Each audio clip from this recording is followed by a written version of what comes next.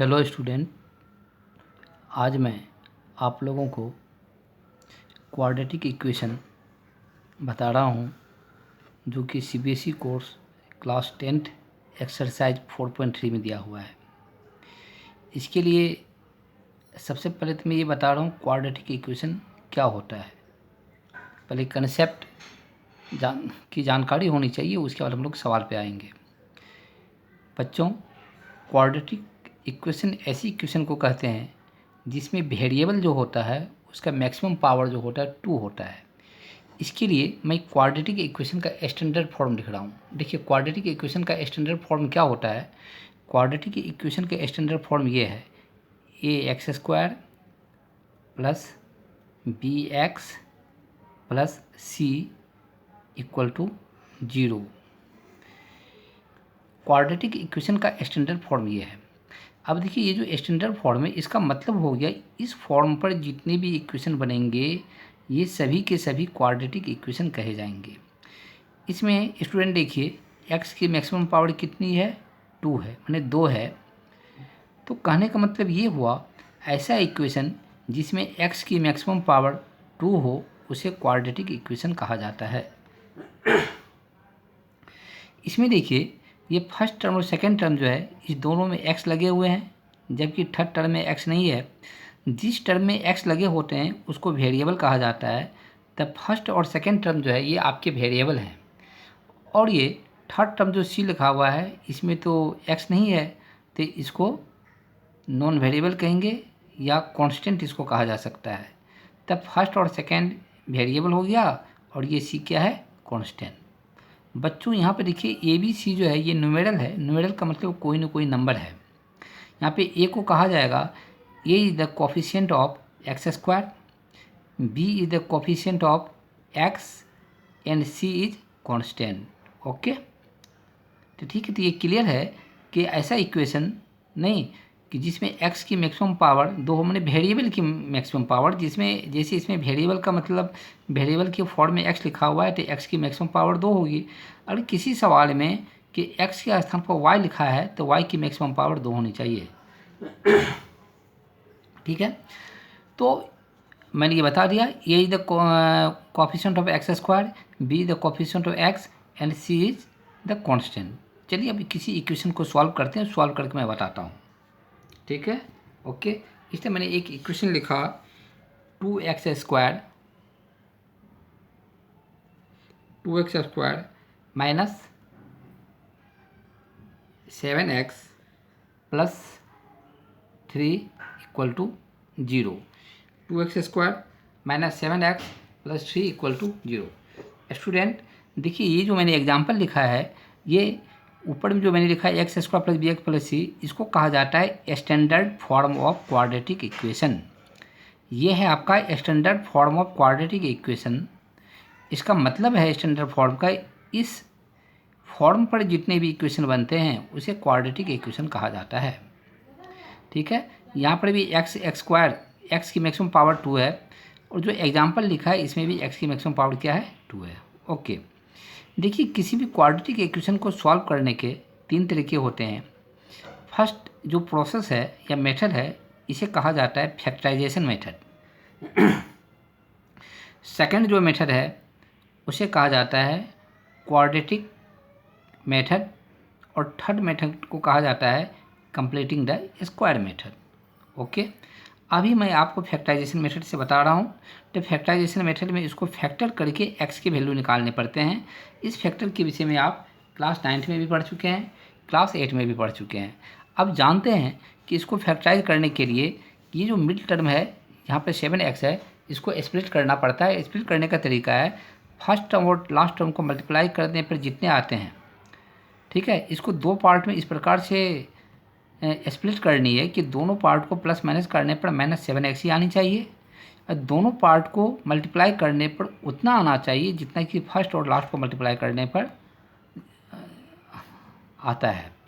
2x² को मैंने 3 से मल्टीप्लाई किया तो 6x² आ गया। तो इसको स्प्लिट करने के बाद दोनों टर्म को मल्टीप्लाई करने पर ये आनी चाहिए 6x²। देखिए, और प्लस माइनस करने पर ये आना चाहिए। इसके लिए करना क्या होगा, 2x² है, इसको मुझे लिखना होगा माइनस का 6x माइनस का x और प्लस है आपका 3 इक्वल टू 0। देखिए यहाँ पर -6x माइनस एक्स, इसको सॉल्व करेंगे माइनस माइनस प्लस तो आ जाएगा माइनस का 7x, फर्स्ट टर्म माइनस का 7x, ये तो आपका क्लियर है।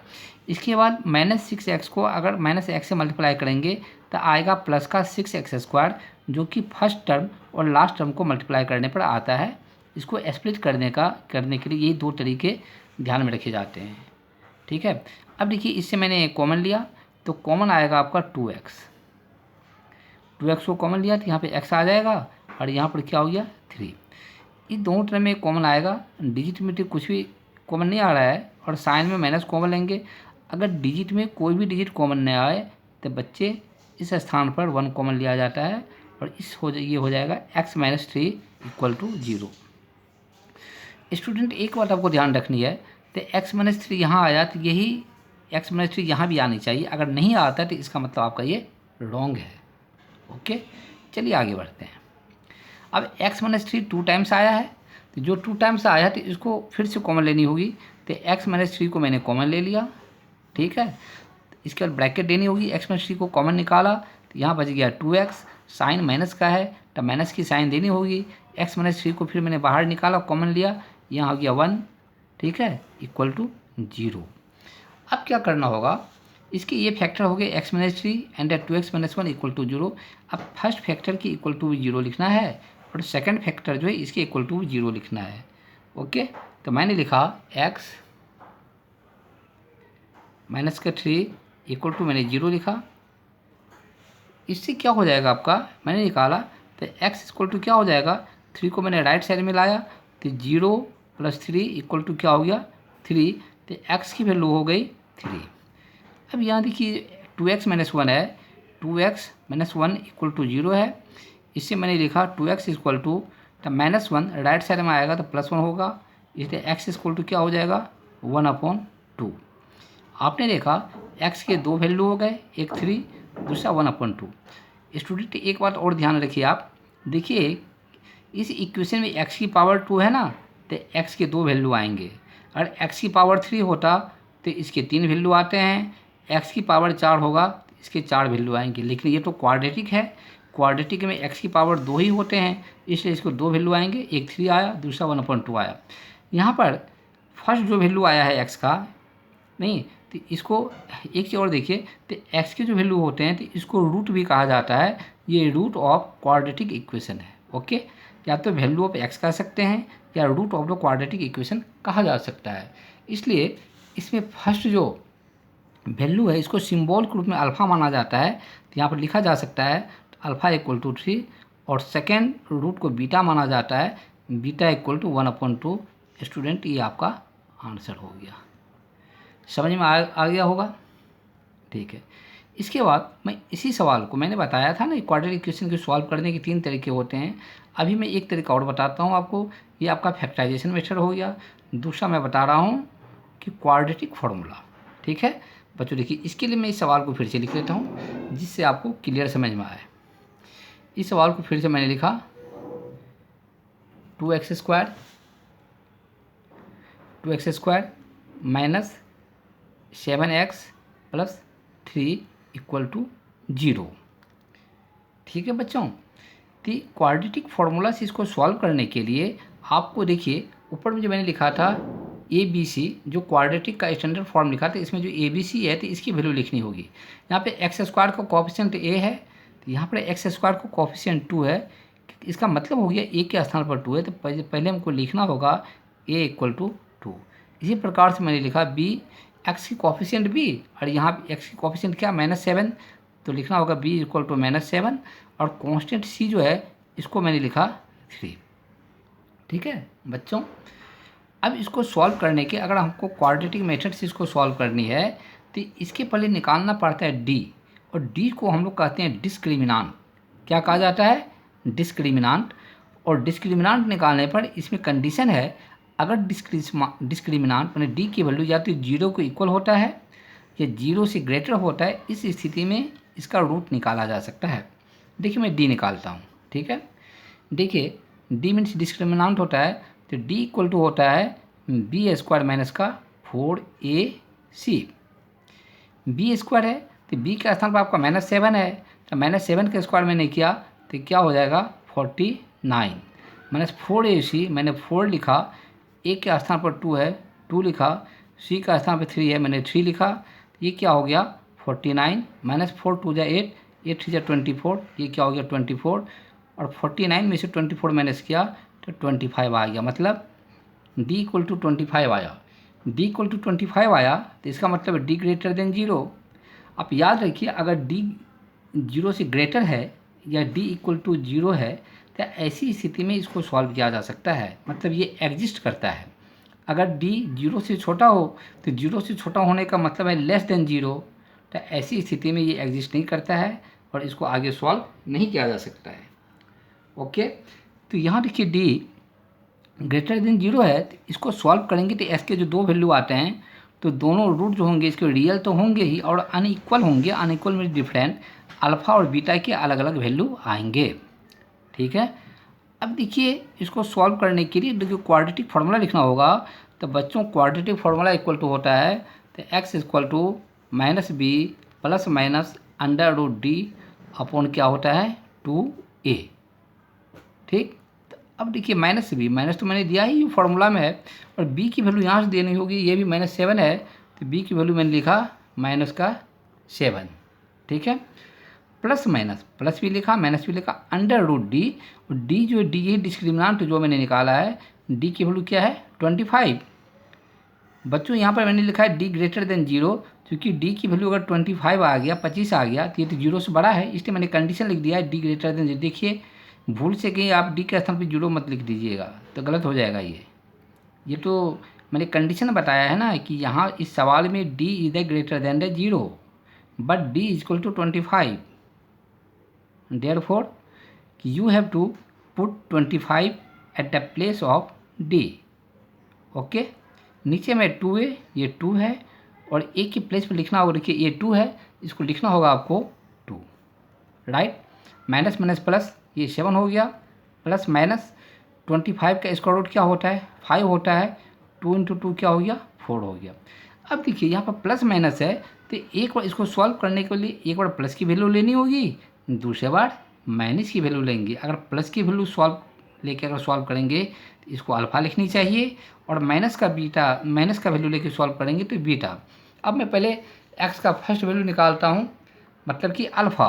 तो अल्फ़ा इक्वल टू क्या हो जाएगा बच्चों, ये 7 है, प्लस लिखा मैंने, फिर ये क्या लिखा 5। देखिए प्लस का वैल्यू लिया यहाँ से, नीचे में 4 है, तो 7 + 4 क्या हो गया 12 अपॉन 4, 4 3 जा 12 होता है, ये 3 आ गया। ठीक है, इसके बाद मैंने बीटा लिखा, बीटा के लिए क्या करेंगे माइनस की वैल्यू लेंगे, 7 लिखा मैंने, माइनस का 5 अपॉन 4, 7 - 5 2 आ गया, नीचे में 4 है, 2 1 जा 2, 2 2 जा 4, तो ये क्या आ गया 1/2 आ गया। आपने देखा अल्फ़ा जो है 3 है, तो बीटा जो है 1/2 है।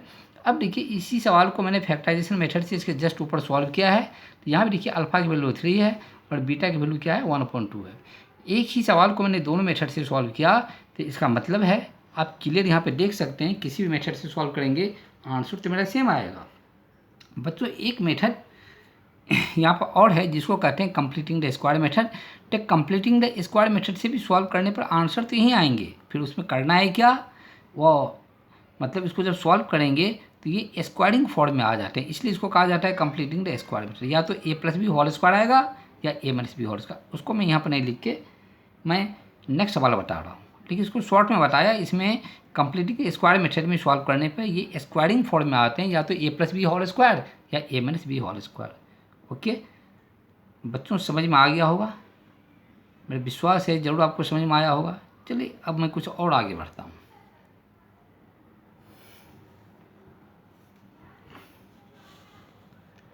अब देखिए इसी एक्सरसाइज के मतलब 4.3 का एक मैं आपको ये बता रहा हूँ वर्ड प्रॉब्लम बता रहा हूँ। ये क्वेश्चन नंबर 4 है। ठीक है बच्चों,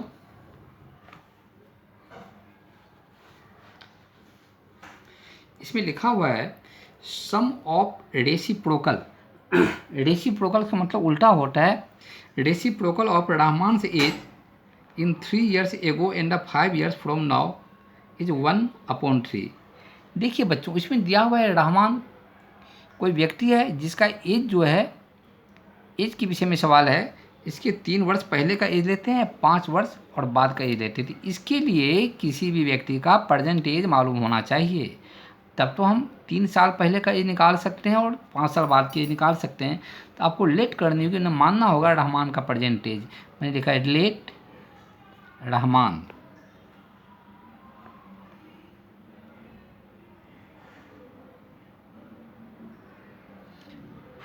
रहमान्स प्रेजेंट एज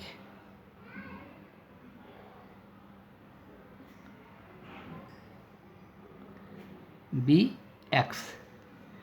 देखिए बच्चों, रहमान का प्रेजेंट एज मैंने एक्स माना। अब क्वेश्चन में आया है 3 years एगो, एगो मतलब पहले होता है 3 साल पहले का एज। तो अभी अगर किसी भी व्यक्ति की एज अगर एक्स वर्ष है, 3 साल पहले लेंगे तो 3 वर्ष, तो 3 साल तो माइनस हो जाएगा, 3 साल कम हो जाएगा। इसलिए इसका 3 साल पहले की एज क्या होगा, एक्स माइनस 3 years। ओके, उसके बाद है 5 years फ्रॉम नाउ। तब 5 years फ्रॉम नाउ का मतलब होता है आज से 5 साल के बाद। तो अगर किसी भी व्यक्ति का, माने रहमान का प्रेजेंट अगर एज अगर एक्स है, तो आप सोच सकते हैं तो आज से 5 साल के बाद एज लेंगे, ये तो 5 वर्ष ऑटोमेटिक बढ़ जाएगा कि देयरफॉर कि age after 5 years will be X plus 5 years। Okay, अब देखिए इसमें कंडीशन दिया हुआ है the sum of reciprocal of the रहमान से 3 years ago and the 5 years after is 1/3। यानी दोनों के रेसिप्रोकल का एज सम करेंगे तो ये 1/3। अगर इसका रेसिप्रोकल मतलब इसका रेसिप्रोकल उल्टा होता है, देखिए इसके नीचे में कुछ नहीं है तो इसका मतलब 1 है।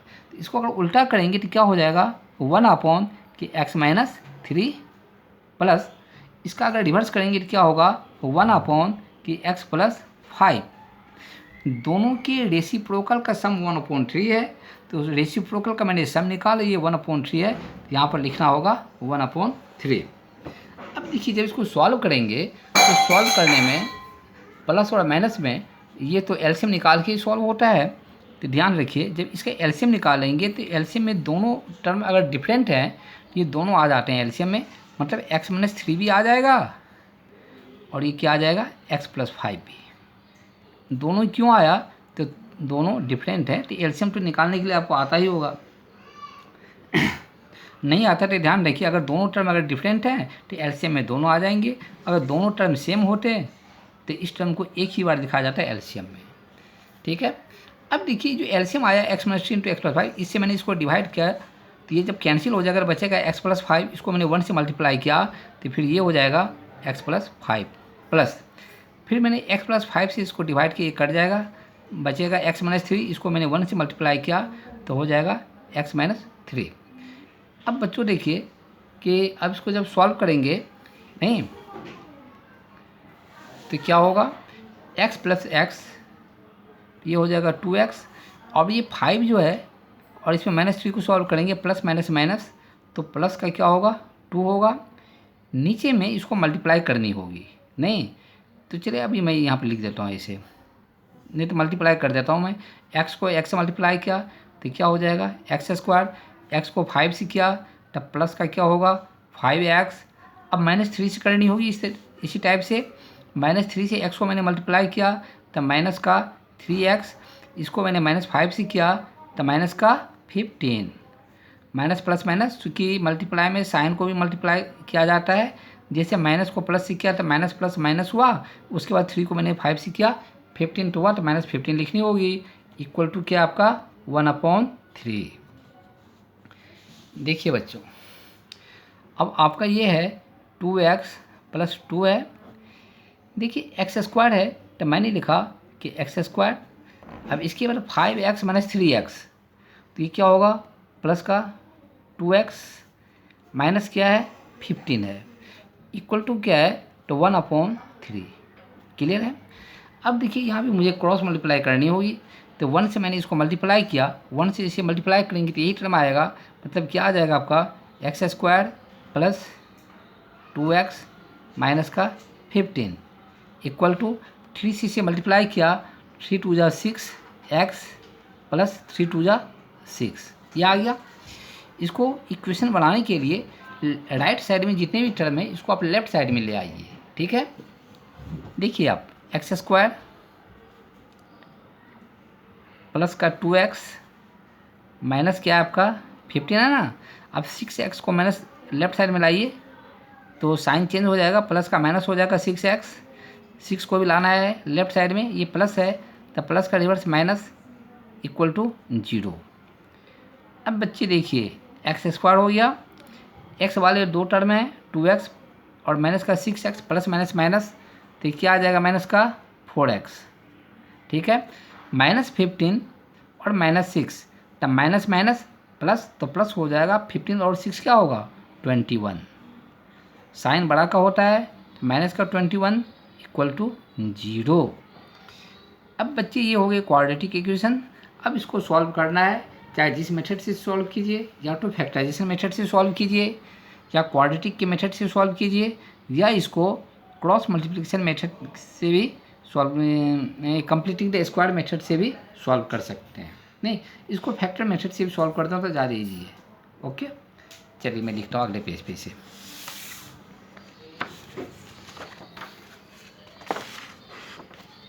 क्या एक्स स्क्वायर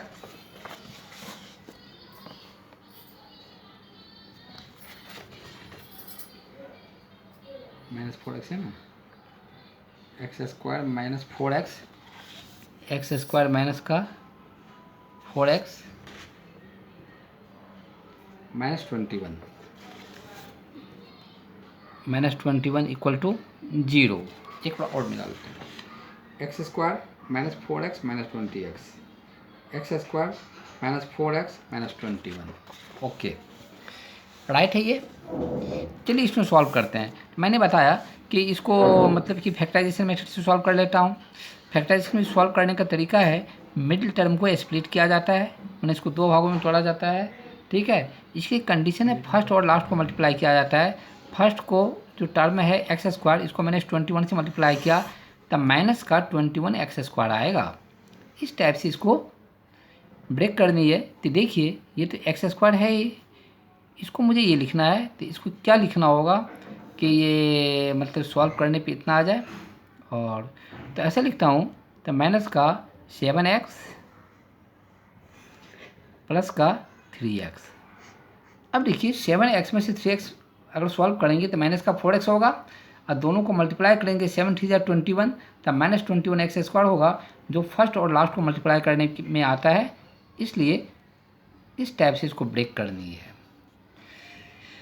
स्टूडेंट्स एक चीज़ और ध्यान में रखिएगा, ऐसे तो आप जानते ही होंगे फैक्टराइज करने के लिए, तो जब भी फैक्टर, जैसे मैंने माइनस 4x को स्प्लिट किया तो 4x के पहले माइनस का साइन है ना, जब इसको दो पार्ट में स्प्लिट करेंगे तो जो बड़ा नंबर है उसके पहले यही साइन लगानी होगी जो यहाँ है। तो चूँकि यहाँ पर माइनस का साइन है तो इसलिए 7x जो है इसके पहले मैंने माइनस लगाया, चूँकि 7 जो है बड़ा है और 3x क्या है छोटा है। ओके, चलिए अब मैंने इससे कॉमन लिया, x से मैंने कॉमन लिया तो क्या हो जाएगा कि x माइनस 7 प्लस 3 को मैंने कॉमन लिया तो क्या हो जाएगा कि x minus 7 equal to 0। Okay, अब x माइनस 7 2 टाइम्स है। एक ध्यान देना, x माइनस 7 जो है कि दो बार आएगा हमेशा। यहाँ अगर x माइनस 7 तो यहाँ भी x माइनस 7 आनी चाहिए। अगर ऐसा नहीं आता तो इसका मतलब आपका कहीं ना कहीं रॉन्ग है। तो x माइनस 7 को मैंने कॉमन लिया, x माइनस 7, और ये आ जाएगा आपका कि x प्लस 3 इक्वल टू 0। अब अगर x माइनस 7 का को भी इक्वेट करेंगे 0 से, x प्लस 3 को भी इक्वेट करनी है 0 से, मैंने 0 के बराबर रखनी होगी, ठीक है। तो मैंने रखा यहाँ पर कि x माइनस 7 जो है इक्वल टू मैंने 0 रखा, तो देयरफॉर x इक्वल टू क्या होगा 7। ये आपका एक आंसर हो गया। सेकंड, x प्लस 3 जो है इसको मैंने 0 के इक्वेट किया, बराबर किया, इससे x इक्वल टू क्या होगा, ये 0 है, 3 को इधर लाएंगे राइट साइड में तो माइनस 3 के देयरफॉर x इक्वल टू क्या होगा -3।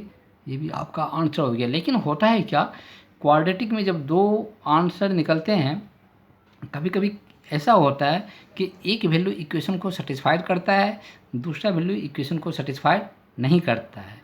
अब सवाल है आप कैसे समझेंगे, इसके लिए थोड़ी सी आपको दिमाग तो लगानी होगी, मतलब सोचना ही होगा। अब देखिए हम कैसे सोच सकते हैं कौन सा आंसर यहाँ पर सूट नहीं कर रहा है। तो पीछे दिया हुआ है, और सॉरी ये तो हाँ रहमान की प्रेजेंट एज मैंने निकाला है ना, रहमान की प्रेजेंट एज है। तो बच्चे एज तो कभी भी माइनस में होते ही नहीं है, माइनस का मतलब होता है लेस देन जीरो। बात आप ही बताइए, किसी भी व्यक्ति का एज कभी भी माइनस में हो सकता है? कभी नहीं हो सकता है। तो इसलिए क्या होगा, ये एज तो कभी हुई, ये इनवैलिड है, मतलब कि इसको कंसीडर नहीं किया जा सकता क्योंकि एज माइनस में नहीं होता है। इसलिए राइट आंसर आपका क्या है 7, मतलब रहमान का प्रेजेंट एज जो होगा 7 ईयर्स होगा। This is your answer. Okay, मेरा पूरा विश्वास है समझ में आ गया होगा।